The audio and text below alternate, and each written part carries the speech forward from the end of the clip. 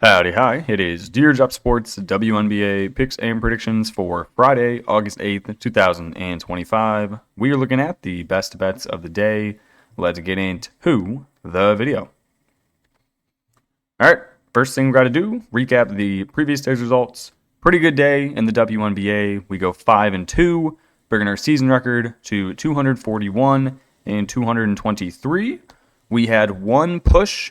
I think I got the second worst line out there. I did see it creep up to 11.5 at one point, but it ended up closing at Sparks minus 9.5. So if you got 9.5 or 10.5, you won. If you got 11, you pushed. If you got 11.5, you are punching a wall because you lost by the hook. Although that being said, you probably shouldn't have won anyway because the Sparks played horribly, but the Sun are that bad where they still lost by 11. Our two losers both came from the Indiana Fever game. Kelsey Mitchell, welcome to the banned list. I have taken you 2 times, and both times you have played like not Kelsey Mitchell, but Kia Nurse. So therefore, banned for eternity. You're horrible. All right, I'm going to recap these games real quick. Then we'll get on to the 3 games for tomorrow and 2 player props. All right, game 1. Really strange game here. Atlanta Dream, minus the 8.5 hits. The under 160.5 hits. Both of these were not easy. Final score, Atlanta 86, Chicago Sky 65. Hearing that, you would assume that Atlanta just dominated the entire game. You would be wrong. Atlanta was down 28-34 at half. 28-34. They scored 58 points in the second half. 58 in 20 minutes of basketball.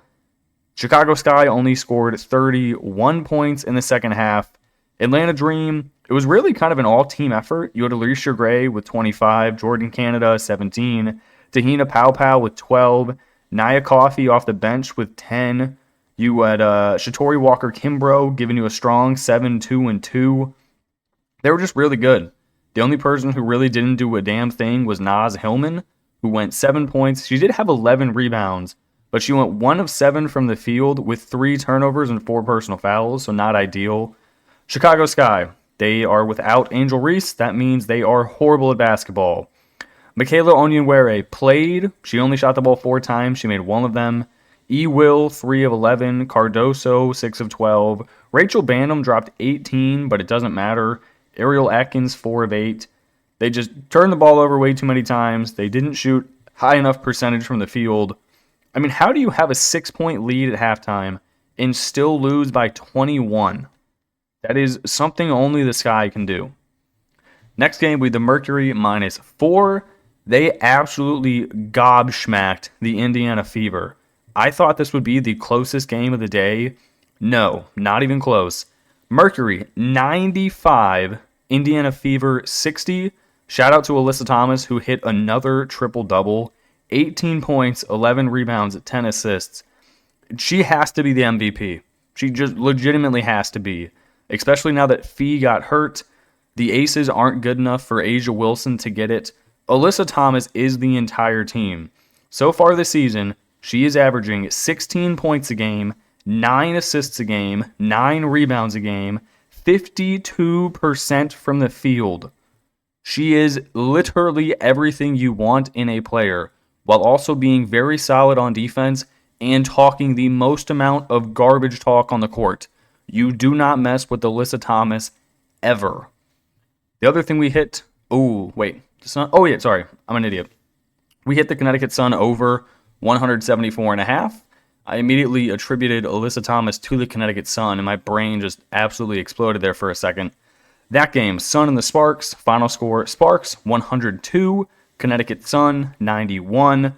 The over hits, and it wasn't even close. There were the first quarter score had 56 points in it, 29-27. Sun 41% from the field, Sparks 56% from the field. The Sun actually dominated the boards. I was very confused. They won the offensive rebound battle 14-6. They won the turnover battle 10-14. However, they lose the game because of our favorite player, the longtime member on the ban list, Marina Mabrey, 6 of 20 from the field. I don't know how you do that. I really don't. Her and Tina Charles combined to go 12 of 39. Imagine they just go like 17 of 39. The Sun probably won the game outright. The Sparks, this is the one bet of the game that we pushed. We had them minus 11. They win by 11. Okay. I mean, they probably shouldn't have covered this number. They got outplayed by the Sun. They just won because they have more people who can shoot. Shout out to Julie Allemand. Triple-double. 10 points, 10 rebounds, 11 assists. That will never, ever happen again. Our two losers both came in the Indiana game. We had the over, 172.5. This Fever team is horrible. They scored 60 points, 34% from the field, 23% from deep, 54% from the free throw line. They had 22 turnovers. They had one more made field goal than turnovers. Kelsey Mitchell went 4 of 17 from the field. Lexi Hall went 1 of 11. Aaliyah Boston went 1 of 6. So combining all of those, you had them go, 6 of 34 from the field. 6 of 34 from your starting shooting guard, center, and your 6th player off your bench. That is putrid levels of bad. Kelsey Mitchell, I already said, she's on the ban list. We've only backed her 2 times this entire season. First time at Seattle, she went 3 of 16. Second time tonight, she went 4 of 17. She is 7 of 33 from the field when I have money on her. I am not putting money on you again. You suck. All right, that is how we go 5-2. Let's get on to the picks for tomorrow. All right, first game we got here, it is the New York Liberty at the Dallas Wings. I am reluctantly going to take the Liberty minus 8, even though they are on the ban list, but just wait, there is a solid reason. I'm also going to rock the over, 173.5.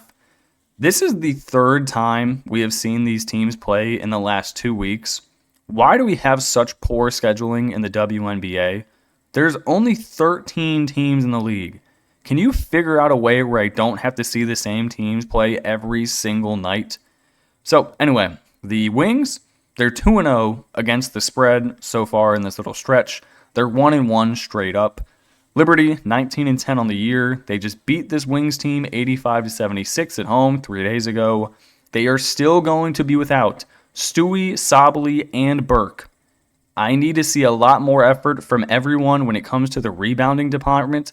They got absolutely dominated on the boards, and they really have no excuses. You're getting beat by 3 rookies in Geisel down low, and then off the bench you have the big Asian girl Lee Yu-Ru. How are you not just getting boards? Just put some effort, run towards the hoop, and grab the ball. That's all you have to do. Wings, they're 8-22 on the year. This should mean more usage for Diamond Miller because this is the main reason I'm back in the Liberty. Paige Beckers listed as questionable for this game. Every single time Paige has been listed as questionable this year, she has not played. I do not think she's playing here. That is why I will be taking the Liberty minus 8 and the over 173.5. All right, next game, I'm going to take the Lynx minus 9.5 at home. Also going to rock the under 157.5. This Mystics team is really making me mad because they could have been decent this season. Instead, they decided to trade away their 2 best players in Brittany Sykes and Aaliyah Edwards. They got basically nothing back from it currently. They only got future draft pick improvements. Why you're doing this with already the youngest core in the WNBA, I don't know. You're not going to be able to keep all of these players. You are going to have to pay some of them legitimate amounts of money, which is why you should have veterans on the team currently at a decreased salary before you have to restructure in the next, whatever the player agreement is. You're going to be full of a team with a bunch of rookies and you cannot pay them all. Why are you shipping off all of your good talent? I have no idea. This team is done. I am not betting them until the year 2028 when their entire team is like 26 or 27 years old. They suck. Mystics, they just lost a road game to the Chicago Sky by 14 points. That should just about tell you every single thing they need to know. With that, the most recent Aaliyah Edwards trade, they got J.C. Sheldon, the former Connecticut Sun, former Dallas Wing, former Ohio State point guard. She's not very good. Is she going to offer you a bit more in terms of the distribution on your offense? Yes. Is she going to be able to shoot the ball? No. So you still have a massive problem in that all of your offense is coming from Shug Sutton. Also, shout out to the comments section who told me it's pronounced Shug. I don't get how, if your name is spelled S-U-G, that's Sug. On every single level, that is Sug. But okay, I will say Shug. And I guess Sonia Citron from deep. And then down low, you have Kiki and Shakira Austin. But I don't get what you're doing trading away Aaliyah Edwards, who should be, I mean, you drafted her 2 years ago as your highest pick.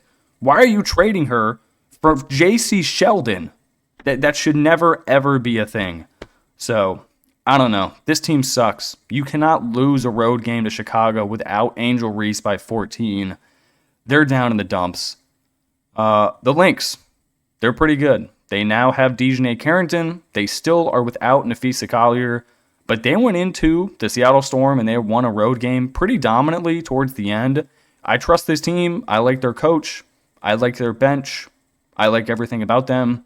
Give me the Lynx -9.5. Give me the under. The Mystics may score 60 points. It's probably going to be like a 85-54 kind of game. All right, next game. I'm going to take the Aces, -115 on the money line, and the over, 163.5. Before you attack me in the comment section, 1, the Storm are horrible. 2, they are on the banned list. So even if I wanted to, there's no significant injuries for the Aces, so I have to back them. And to be honest, I probably would have backed them anyway because I like them. Storm, 16-14 on the year. They just dropped a home game to the Lynx without Nafisa Collier. They have lost 3 games in a row, all at home. They're struggling basically all around the basketball court. When they play good defense for an entire game, they for some reason can't score. When they can actually score the basketball, they forget how to play defense. I don't trust their bench unit. I don't see what adding Brittany Sykes does to this team. You already have Brittany Sykes in the form of Skylar Diggins. They're the same person. They're going to distribute the ball. They're going to grab rebounds. They're going to be mediocre on defense. You can't shoot. That is your entire problem with this team, is you do not have a strap god from deep. Your best outside option is 1, Erica Wheeler, who just gets pushed way down the depth chart since you add Brittany Sykes, or 2, Gabby Williams, who might be the most inconsistent three-point shooter right next to Rachel Banham, Arike, or Marina Mabry. You do not know what you're going to get from her on a production standpoint night in and night out. I hate what they did during the trade deadline. I think they're horrible. The Aces, they're also 16-14. They're 7-3 in their last 10 games. They most recently won a road game by 6 points at the Golden State Valkyries. I do like what they are doing with their lineup. They added a few good players. They moved Jewel Lloyd to the bench, I wish they would stop giving Chelsea Gray so much leeway and liberty on offense. Quit giving her the ball at the top of the point. Send Chelsea Gray to the corner. Give Jackie Young or Jewel the ball up top. Run a high screen pick and roll with Asia. Chelsea Gray cannot continue to drive to the hole. She can't shoot. There is no pull-up game. She's not going to pull up from 10 feet. If you do that with Jackie or Jewel, they will pull up and just make the shot. Chelsea Gray can't do that, so you do not run any risk of that happening. Therefore, you can just double Asia, and then if Chelsea Gray can open 3, then so be it, because she's not going to make the shot. You have to run that action with someone who can legitimately make a three-pointer. Therefore, it has to be Jackie Young or it has to be Jewel Lloyd. If I see Chelsea run the pick and roll, I am going to lose my goddamn mind. Anyway, that's enough complaining. Give me the Aces. Give me the over. 2-player props. The first one, we're going to take Sabrina, PRA over 31.5. She's coming off of what might be one of her worst games of the year. 2 of 9 from the field at home against the same Wings team she's going to be playing tomorrow. Liberty, they're going to look to bury the Wings here. If the Wings don't have Paige, this should be a 20-plus point win. If they're going to win by that many, it's going to have to come from 2 people. It's going to be Sabrina or it's going to be Jonquel Jones. I do not mind either of them. I just simply thought Sabrina with the better matchup.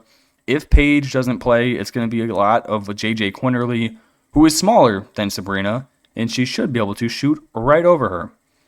Next one is Asia. She's kind of like Alyssa Thomas in the sense that if she is playing a basketball game, odds are I'm taking her PRA over. If the Aces are going to win, it's going to be through one or two people. It's Asia or it's Jewel Lloyd. I like them at home. The last time she played this Storm team, she dropped 22, 14, and 2. That was on the road. So she does have to deal with some big people down low. You have NECA and Ezzy to get through. But I trust her. She's Asia, best player in the world. I will take her PRA over. All right, that's going to do it for me in this video. I appreciate you guys watching and tuning in, and I will catch you in the next one. Peace.